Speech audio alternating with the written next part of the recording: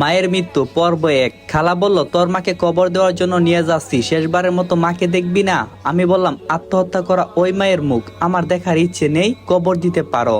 খালা বলল, রাগ করে থাকিস না নয়ন, পরে যখন রাগ শেষ হবে তখন কিন্তু মাকে দেখার জন্য কবর ভেঙে ফেলতে ইচ্ছে করবে।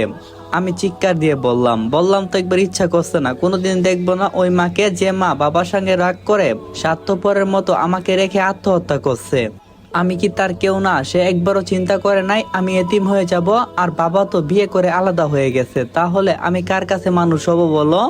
তখন খালা আমার মাথায় হাত দিয়ে বলল, শয়তানের দুকাই পরে এসব করছে বাবা, তুমি চলো, সবাই তোমার জন্য অপেক্ষা করছে। আর আকাশের অবস্থাও তেমন ভালো না, মনে হচ্ছে যে বৃষ্টি পড়বে, যদি বৃষ্টি পড়ে তাহলে মাটি দিতে ঝামেলা হবে।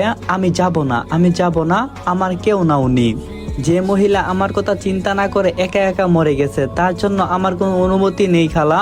এরপরে জোর করে খালাকে রুম থেকে বের করে দিয়ে দরজা বন্ধ করে দিলাম। বাহির হতে আরো অনেকক্ষণ ডাকাডাকি করলো, কিন্তু আমি সাড়া দিলাম না। তারপর দেখলাম কেউ ডাকছে না, মনে হয় সবাই চলে গেছে। গতকাল দুপুরে খবর পাওয়া গেছে বাবা ইতালিতে আরেকটা বিয়ে করছে। বিয়ের কারণ হচ্ছে তার পাকাপোক্তভাবে ইতালিতে থাকার ব্যবস্থা করা। 13 বছর ধরে ইতালিতে বৈধ কাগজ করতে পারেনি, তাই দেশে আসতে পারে নাই। ইচ্ছে করলেও তিনি আসতে পারবেন না।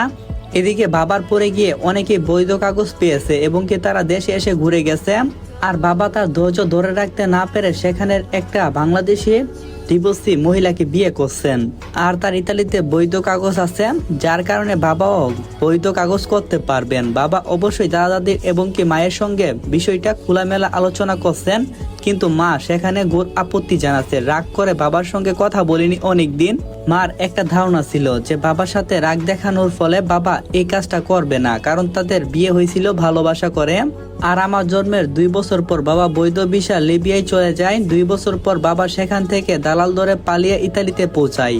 কিন্তু এত কিছু হয়ে যাওয়ার পরও যখন গতকাল বাবার বিষয়ে সংবাদ পেলাম, তখন মা চুপচাপ হয়ে গেল। দাদার বাড়ি থেকে বিকালেই আমাকে সঙ্গে করে নিয়ে নানার বাড়িতে চলে আসছেন। নানার বাড়িতে কেউ জীবিত নেই, একমাত্র মামা, তার স্ত্রী, সন্তান সবাইকে নিয়ে চট্টগ্রামে থাকে। পুরনো নানা বাড়িতে বাস করে আমার ছোট খালা। বাড়িটা অনেক পুরনো, তাই অনেক রুম আছে। আমি প্রায় সময় সেখানে বেড়ানোর জন্য আসতাম, তাই আমার জন্য আলাদা একটা রুমই থাকে।